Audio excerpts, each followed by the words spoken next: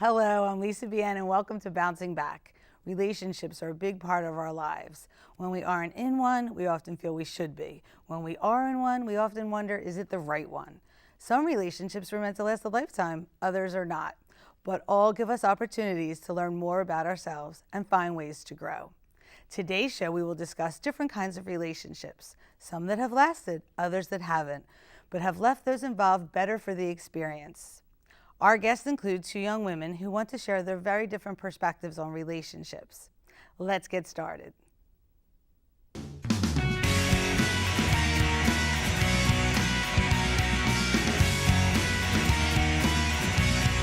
Alana Hunt is studying strategic communications here at Temple University.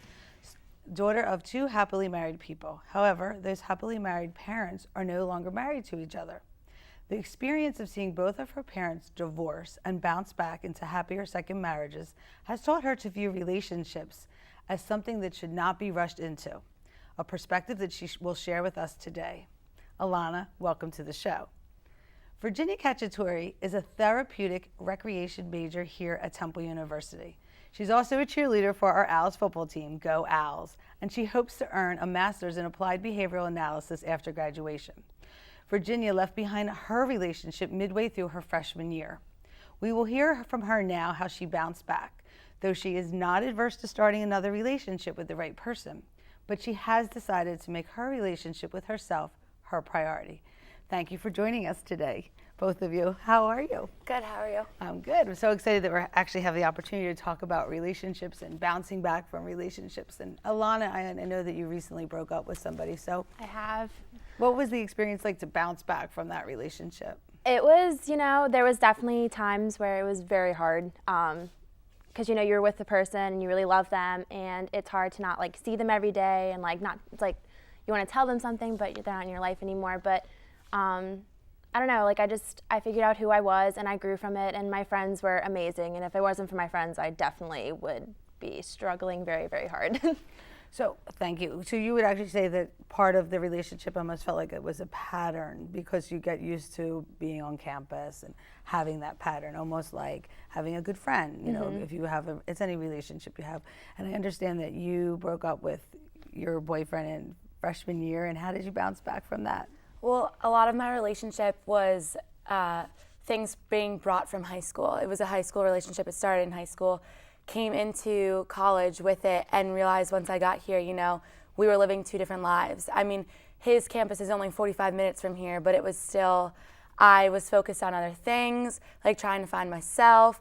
I have extracurricular activities on top of my schoolwork. My major is very involved. So, we were leading two different lives. And that pattern that you find in college, mine was beginning to develop without him in it. So talking about patterns on campus, and there seems to be a lot of conversation. I have the pleasure of teaching here, so I have the opportunity to ask people, what do we worry about while we're here on campus? And it definitely seems that relationships and the amount of relationships that we're in or we're not in is a big conversation to have, right? But I've been learning a lot of new terminology on campus, and the term hooking up. And so is hooking up very different than being in a relationship? And do sometimes, either one of you can answer this, do you think that people misconstrue that hooking up with a relationship? Well, I definitely think hooking up is very different from dating or being in a relationship. Hooking up to me is very physical and very sexual, and it's one night, that's it, we're done. Is that common? Do you see that on all campuses, or? Yeah. Is it yes. in age? It's just, is that school me, I'm old. Hooking up, you don't have that attachment to that person. Once you say, oh, we're in a relationship, it's kind of like, okay, we're not going to talk to any other people. We're not going to hook up with any other people. So the hookup phrase kind of originated because a lot of people our age don't want that commitment to one other person. Okay, so then you bring up an interesting point though, right? So what happens is there a discussion prior to hooking up? Is there an unspoken rule that says this is just us hooking up? We're not boyfriend and girlfriend. I think that's a conversation that has to come up because that's being exclusive. Usually that's like after you hook up a few times. Yeah, sometimes it comes up, sometimes it doesn't, and then you're left there wondering. Well, that's my concern.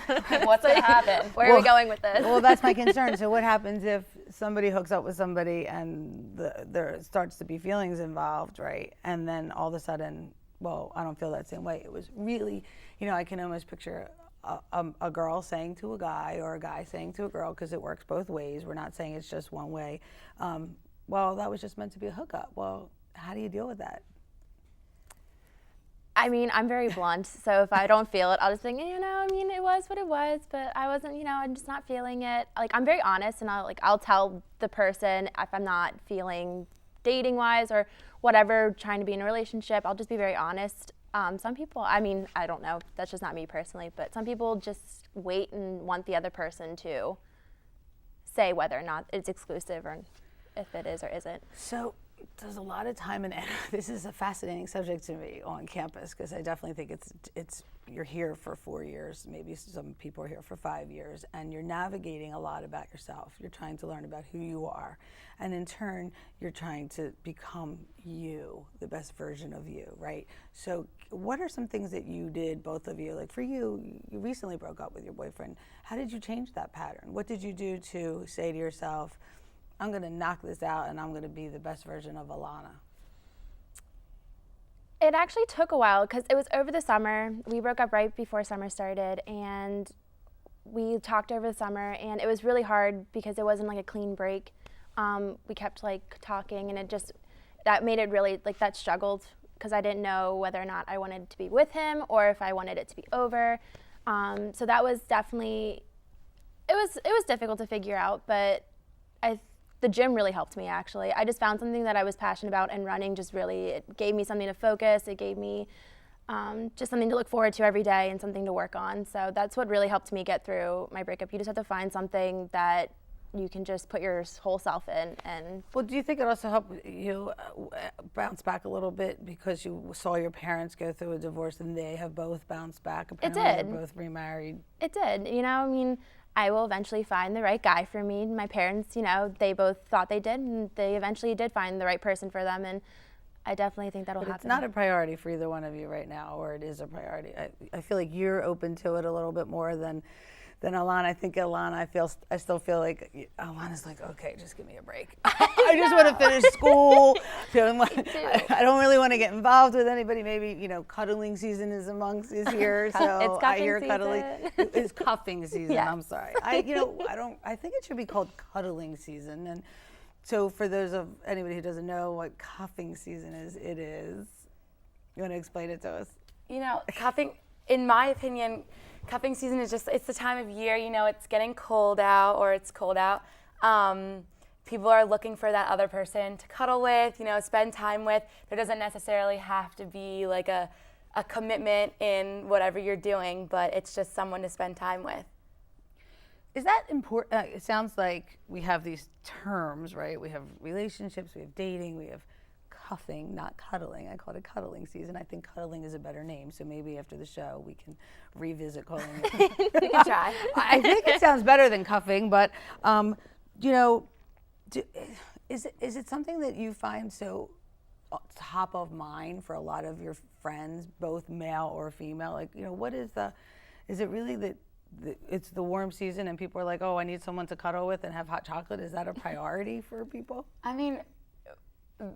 I think just recently, my friends and I were all in a circle and we were like, I could really use someone right now. Like, I just want to cuddle. I want to spend time with someone. It's just weird how that happens. We're all kind of getting to this place in our life where we're like if it came along and I found someone and things worked, yeah, I would want to be cuffed, and then maybe it turns into a relationship. Okay, so that was a great answer, it was an honest answer. So Let me ask you this question, both of you. Have you identified what it is you're looking for in a relationship? Have you said to yourself, because as an adult, I didn't do this when I got married. I was married and divorced twice. So I never took the time prior to now to develop a list of core wants. Like, what is it I want in a relationship? What is it I want from a relationship? Are you using this time now to identify that, you said your relationship was very high school. Well, I'm assuming that meant it was a little immature and you needed to grow and he needed to grow. But have you both taken the time to say, gee, you know what, here's what I'm looking for in a relationship? Like, we take the time to think about our major and what courses and what avenue we want to take when we graduate. Are you taking the time to think about, boy, this is what I want from a relationship, this is what I think the values of the next person I date should have?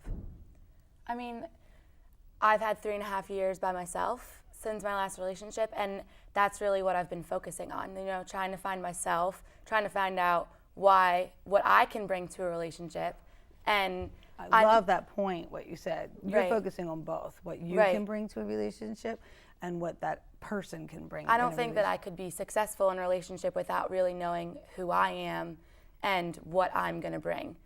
So I really have taken the time to understand myself, and I don't know if I'm necessarily ready to say, this is exactly what I need, but Right. I think I'm ready to try. So if I found the right person, they came along tomorrow, I'd have no problem beginning something. And I love that word, try. I think Yeah. it's interesting. That's what college is about, trial and error. I haven't been in a serious relationship, so I can't say, but it's a lot of finding yourself and trying things out and seeing who you work well with, friends, relationships. Guess what? It's not just college. It's when you're off the college campus too. You're still trying to find out who you are. We're constantly evolving. We're constantly growing. So I think it's interesting that we're able to have this discussion. And I've been dying to do this show because I really want the message to be to everyone that let's think about who we are and let's identify what we can bring to the table. And I love that word. Let's try. It's not a definite. And I think that the message is that relationships will come and relationships will go, and then It's rebuilding. it's rebuilding. Ourselves. That's great. Well, thank you. This is anything you wanted to add at the end? It looked like you wanted to say something. No, I was going to say, I completely agree. We're two very different. I just got out of a very serious relationship, so I'm working on myself, and I'm not opposed to relationships. I'm not scared to be in a relationship. I want to focus on me and what I want to do with my career in college. So, but like I said, I just got out of a very serious relationship, so I'm definitely want some time to myself. time. Yeah, Well, I have a feeling that you're going to be just fine. Thanks. And you're bouncing back. Thank you very much. Dr. Joanne White is our professional guest today. Dr. White has a master's and doctoral degree from Temple University and is the executive producer and host of Power Your Life radio and television shows. As a professional life and business coach, Dr. White has helped people move forward from relationship challenges, from a loss of a loved one to the creation of blended families, and she has also helped entrepreneurs and business owners achieve and succeed. Dr. White, it's absolutely a pleasure to have you today on the show. Lisa, it's my pleasure. Thanks for having me today. It's absolutely wonderful. So we're all excited to talk about relationships today. Good. That's what the focus And is. I don't know about you, and I'm sure you can shed lots of light on this. Why are relationships so challenging, and especially here on a college campus? I think it's because we want to get it right, and we're also interested in creating a level of intimacy, in having someone that we care about, and I think that it's about really finding the right people. Now, when you're in college, there are many different factors at play. So we were talking earlier about, what's it, cuffing? That's the first time I've heard of that. Right, I call it cuddling season, but it's cuffing season. Okay, Apparently so maybe when it it's has to do with cold- cuffs, right? I mean, I'm trying to figure out what... I don't even really want to All know. right. But I think it has to do with, I know it has to do with they want to cuddle and they want to be warm. So obviously there's a level of intimacy that the 20-somethings are all looking for. Well, I think in any relationship there are all different levels of intimacy. Intimacy is not just about sexuality. Intimacy is even in the level of communication that people have with one another, in honesty, in trust. How can you build a relationship, any relationship, whether it's a business relationship or a personal relationship or a friendship, Lisa, without a foundation of trust? So trust is key.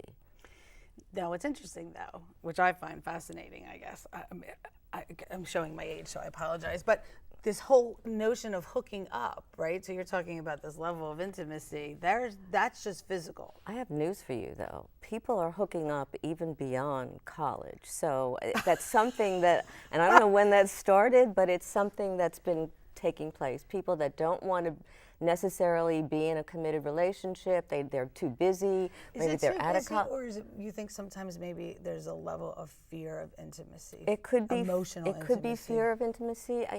We'd have to analyze each particular situation. It could be fear of intimacy. It could be that the person's been very hurt and doesn't want to venture into something new again. There are many, many reasons. And I think what's really essential is that right now on a college campus, you need to define what it is you're looking for. And that's true whether you're in college or beyond or whatever. If you're just looking to hook up, as the girls were talking earlier, I think you need to be honest with the person that you're hooking up with as to what this is going to be, because you don't necessarily want to hurt somebody's feelings. You don't want to get hurt. If it's just a casual sexual thing, that's what the two people are in agreement with, that's fine. But if you're looking for something more, if you're looking for a commitment and the other person is a player, then you're really not with the right person. And I think when your values are incredibly important. If you're choosing somebody, let's say, who is a player, and you want to be in a committed relationship and be exclusive, then there's a disconnect. Right. So there's a disconnect. How do you suggest, I guess this is twofold, how do you suggest they have that conversation? Because you and I were good talkers. Well, not on the first date, right? Or not on the first hookup. I think that takes. I think you have to build to that too. Okay. So let's pretend that. Lisa. Let's take it seriously. You have a hookup, and then let's pretend you have a freshman who's on campus. She's new to the hookup scene. Listen, how many people are really schooled in all these terms? We are just learning about this. And now she hooks up, and she's brokenhearted. What advice can we give her for the future that can make her bounce back or make her feel better about herself? Because we all know that we want to be loved, we want to feel loved, we want to feel, and that unfortunately people mistake the act of sex with love. Not the same thing. And again, often, not just in college. Right. I think firstly she has to heal. So I've seen so often where people are in a relationship and the relationship ends, Lisa, and then they're immediately in another relationship. They haven't had a chance to breathe, to catch their breath, to assess what was going on, to rebuild their self-esteem. And I think that's so very critical. So once that person, that girl does that young woman does that, she needs to figure out what she wants in a relationship. And I don't know that initially, as a freshman, you're ready to be in a committed relationship. You're learning about other kinds of relationships, friendships, dating, school. So let's talk about, that's an excellent point. So let's talk about just rebuilding self-esteem, having a love affair with yourself. How do we... I love that term, having a love affair with yourself. Having a love affair with yourself. I often tell people that. Go and have the greatest love affair you've ever had with your life, with yourself. Because if we don't have a love affair with ourselves, how can we have a relationship with anybody? Right. Our siblings, anybody. So what advice would you give? Do you have advice that we could offer to create better self-esteem? Because I think we talked about this. Right. People have bad self-esteem. What's important is firstly you have to look at, not be so critical. It's not, oh, my hair, oh, my nose, and you need to recognize that you're a whole person, and everybody has attributes that they're not going to like necessarily, and attributes that they really are proud of. So focus on where you are, what's good, what you feel good about, and also build those, and I would also say that those areas that you're not that comfortable with, and I'm not just talking about physicality, because as females that's the first place we go to, but there's so much more to a human being. Take a look at all the other areas of yourself, the attributes that are worthwhile in terms of, you a good friend, are you kind, are you passionate, are you committed, whatever it is, and I don't just mean committed to a relationship. and maybe even ask a friend or someone close to you personally, what are my wonderful characteristics? What, you know, what as That's one of my favorite exercises, by Okay, the way. good. I think that's fabulous, and I call it like a refresh. And so every 6 months to a year, I will send emails to some people, or I will actually just call them and say, so what is it I'm doing really, really well? I think you need to be cautious, though. Make sure that you're doing that to people that support you Oh. and are not, you know, frenemies. Because my frenemies are going away, believe me. Oh, you have to identify who your frenemies are, believe me. Right, because you want you want people around you for that kind of question that are going to be honest and yet kind at the same time, and really are there to see you grow and for the betterment of who you are. I think that's great. Now, the one thing we have to wrap it up, but I want to talk about real quick is Virginia spoke about how she's really taking the time to, you know, get to know themselves, which I think is fabulous. I applaud her for that, Right? really, yes. And Alana's going to do that. I think one of the ideas I would love, and tell me what you think of this, is if we would all come up with our list. Not just a list about 10 things we love about ourselves, but a list of what we're looking for in our next relationship. You know, I think that's really important because once you identify that, and I even suggest write it down, make that list, and if you're ready for a relationship, put it somewhere where you could see that list, because often you're paying attention to it, and I think Right. it also works with your subconscious, and therefore you are able to recognize what it is you want and also set that for your future path. Well, I wrote my list, I typed them out, and I taped them all over the house. So Okay, maybe this good. list will work for me. I think it will. Thank you so much. It was a pleasure. pleasure having you on our show today. Thanks so much, Lisa. Today we learned about relationships and why some have lasted and some have not. Everyone brings a lot of themselves into their relationships, but if a relationship is meant to end, it's not a sign of personal failure or defeat. It simply means that that relationship has run its course. Clinging to failing relationships can be much more dangerous to everyone involved than bouncing back into a new one. Remember that life is a journey. Some people are with us the whole time. Others come and others will go as we move forward. The most important thing to realize is that the only person who will always be with you is you. Don't let challenges in relationship with others stop you from making the most of the relationship with yourself.